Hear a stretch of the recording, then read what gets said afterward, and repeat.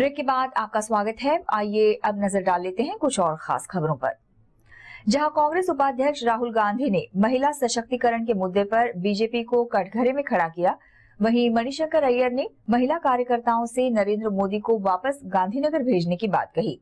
आज इन दोनों नेताओं को बीजेपी प्रदर्शनकारियों ने आड़े हाथों लिया और कहा कि लोकसभा चुनावों की हार से इन नेताओं का दिमागी संतुलन डगमगा गया है। कांग्रेस के उपाध्यक्ष राहुल गांधी और वरिष्ठ नेता मणिशंकर अय्यर विवादित बयान को लेकर बीजेपी के निशाने पर आ गए हैं। आज बीजेपी कार्यकर्ताओं ने दोनों नेताओं के खिलाफ जमकर नारेबाजी की और मोर्चा खोला। बुधवार को अपनी पार्टी के संकल्प सम्मेलन में महिला सशक्तिकरण के मुद्दे पर बोलते हुए राहुल गांधी ने कहा कि बीजेपी महिलाओं की पूजा करने में विश्वास करती है और कांग्रेस महिलाओं को शक्ति देने में। इनकी सोच में महिला की पूजा होनी चाहिए,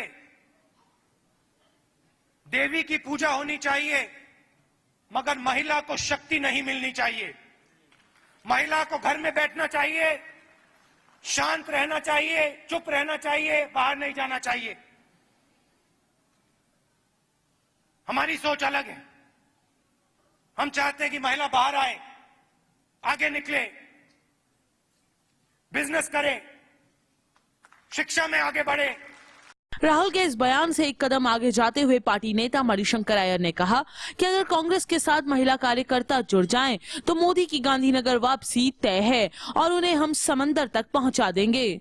उन महिलाओं को जिन्होंने दिखा दिया है कि वो सार्वजनिक काम करने चाहती हैं और कि उनको करने की क्षमता है, ऐसे महिलाओं को आपने कांग्रेस में जोड़ा तो मोदी जी को कल तक वापस जाना पड़ेगा गांधीनगर और वहां से आगे हम समुद्र तक पहुंचा दें तो बहुत बहुत मुबारक। इन दो बयानों के विरोध में आज बीजेपी कार्यकर्ता सड़कों पर उतर आए और कांग्रेसी नेताओं से माफी मांगने को कहा। इस बयान ने समूचे भारत की नारी शक्ति का अपमान किया है और भारतीय जनता युवा मोर्चा ये कहना चाहता है कि लोकसभा चुनाव में जो उनको करारी हार मिली है, उनसे उनका मानसिक संतुलन खो गया है, मानसिक आपक हो गया है। इस कारण वो इस तरह की अनर्गल बयानबाजी कर रहे हैं। भारतीय जनता युवा मोर्चा उनसे मांग करता है कि इस तरह के बयानबाजी के लिए पूरे राष्ट्र की, पूरे भारत की जनता से, नारी शक्ति से वो माफी मांगे, नहीं तो भोपाल और बीजेपी प्रदर्शनकारियों ने राहुल गांधी का पुतला फूंकते हुए कहा कि लोकसभा चुनाव में करारी हार के बाद कांग्रेस नेता का मानसिक संतुलन बिगड़ गया है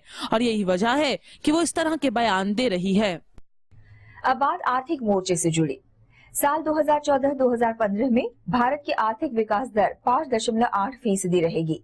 ये अनुमान लगाया है भारतीय वित्त मंत्रालय और वित्त सचिव अरविंद मायाराम ने, जिन्होंने आज कहा कि देश की अर्थव्यवस्था में सुधार के संकेत दिखने लगे हैं, जिनके आधार पर आर्थिक विकास की रफ्तार बढ़ेगी।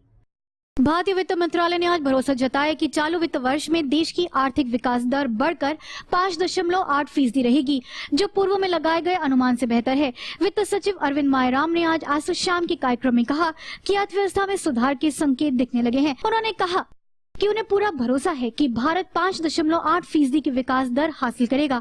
उनके मुताबिक अगर मौजूदा समय को देखा जाए तो अर्थव्यवस्था में सुधार के संकेत दिख रहे हैं। रिजर्व बैंक ने 2014-15 में देश की आर्थिक वृद्धि दर 5.5% रहने का अनुमान लगा है। वहीं आर्थिक समीक्षा में वृद्धि दर 5.4 से 5.9% रहने का अनुमान लगाया गया है। पिछले वित्त वर्ष में आर्थिक वृद्धि दर घटकर 4.7% पर आ गई थी। मायाराम ने कहा कि चालू वित्त वर्ष के बजट में वृद्धि को प्रोत्साहन के काफी उपाय हैं। उन्होंने कहा कि औद्योगिक उत्पादन और यात्री वाहनों की बिक्री में सुधार दिख रहा है। मायाराम ने कहा कि इस बात के स्पष्ट संकेत हैं कि बुनियादी ढांचा क्षेत्र रफ्तार पकड़ रहा है। उन्होंने उम्मीद जताई कि अब महंगाई दर में कमी के संकेत दिख रहे हैं। ऐसे में रिजर्व बैंक जरूरत से अधिक समय तक ब्याज दरों को ऊंचा नहीं रखेगा। साथ ही उन्होंने इस साल टैक्स कलेक्शन में इजाफा और राजकोषीय घाटे में कमी आने का भी अनुमान लगाया। अब खबर शेयर मार्केट से जुड़ी। गुरुवार का दिन एशियाई शेयर बाजारों के लिए मिला-जुला साबित हुआ। अमेरिकी बाजारों में बढ़त के अलावा चीन के मैन्युफैक्चरिंग आंकड़ों में गिरावट से कारोबारों में खासा उत्साह देखने को नहीं मिला, जिससे आधे बाजारों में कमजोरी रही। बुधवार को मिले जुले बंद हुए एशियाई शेयर बाजारों के लिए गुरुवार का दिन भी मिला जुला रहा। अमेरिकी बाजारों के बढ़त के साथ बंद होने से कारोबारों की शुरुआत तेजी पर हुई। बुधवार को ही फेडरल रिजर्व की पॉलिसी मीटिंग में आने वाले समय में मुख्य ब्याज दरों में बढ़ोतरी के संकेत मिले। वहीं दूसरी तरफ आज चीन के मैन्युफैक्चरिंग एक्टिविटी से जुड़े आंकड़े सामने आए जो उम्मीदों पर खरे नहीं उतरे, जिससे कारोबारों पर खासा दबाव देखने को मिला और निवेशकों की रुचि जाती दिखी। इन मिले जुले संकेतों के बीच आधे बाजार हल्की बढ़त पर बंद हुए। जापान का निक्के 0.85% की उछाल लगाकर 15,586.20 पर बंद हुआ, तो वहीं हांगकांग का हैंग सेंग 0.66% गिरावट के साथ 24,994.10 पर जा पहुंचा। बात करें शंघाई कॉम्पोजिट की तो ये 0.44% गिरावट के साथ 2,230.46 पे सिमट गया, जबकि भारत का बीएसई सेंसेक्स 0.17% ऊपर जाकर 26,360.11 पर चला गया। सेंसेक्स में आज दिन भर उतार चढ़ाव के साथ कारोबार हुआ। आज दिग्गज शेयर पस्त दिखे, लेकिन छोटे मझौले शेयरों में जोश पूरी तरह कायम रहा। आज consumer durables, bank, capital goods, oil and gas और ऑटो शेयरों में अच्छी खरीदारी देखने को मिली। हालांकि रियल्टी और पावर शेयरों में सबसे ज्यादा बिकवाली हावी रही। हालांकि अंत में सेंसेक्स हल्की बढ़त बनाकर बंद होने में कामयाब रहा। अब एक नजर डाल लेते हैं डॉलर इंडेक्स पर। आज डॉलर के मुकाबले भारतीय रुपया रहा 60.66, जबकि पाकिस्तानी रुपया रहा 100.94, श्रीलंकाई रुपया रहा 130.29 और बांग्लादेशी टका 77.38 रहा। अब मेटल इंडेक्स का हाल भी जान लेते हैं। सोना रहा 1277.80 डॉलर प्रति औंस, जबकि चांदी रही 19.39 डॉलर प्रति औंस।